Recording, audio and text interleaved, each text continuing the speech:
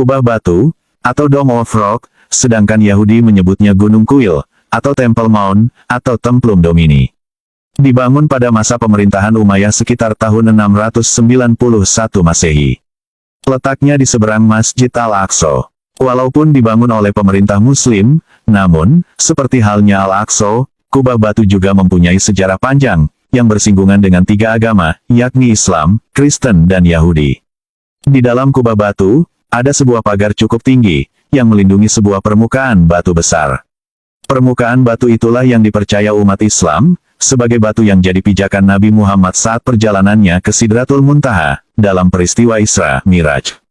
Sementara bagi kaum Yahudi, mereka meyakini bahwa permukaan batu itulah tempat di mana Abraham atau Ibrahim, akan menyembelih putranya, Ishak atau Ismail. Permukaan batu besar di dalam kubah batu ini, ternyata memiliki ruang kecil di bawahnya, berupa gua yang bisa dimasuki oleh beberapa orang. Saat ini, gua tersebut dijadikan tempat sholat dan berdoa oleh umat Islam.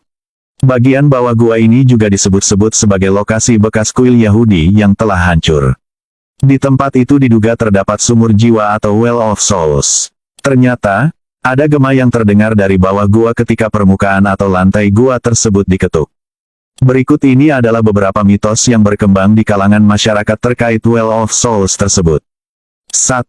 Kaum Talmuds mempercayai Well of Souls adalah pusat dunia, di mana di bawahnya terdapat pusat air dengan debit sangat besar, dan bisa menimbulkan banjir bandang jika ada pecahan pada sumur.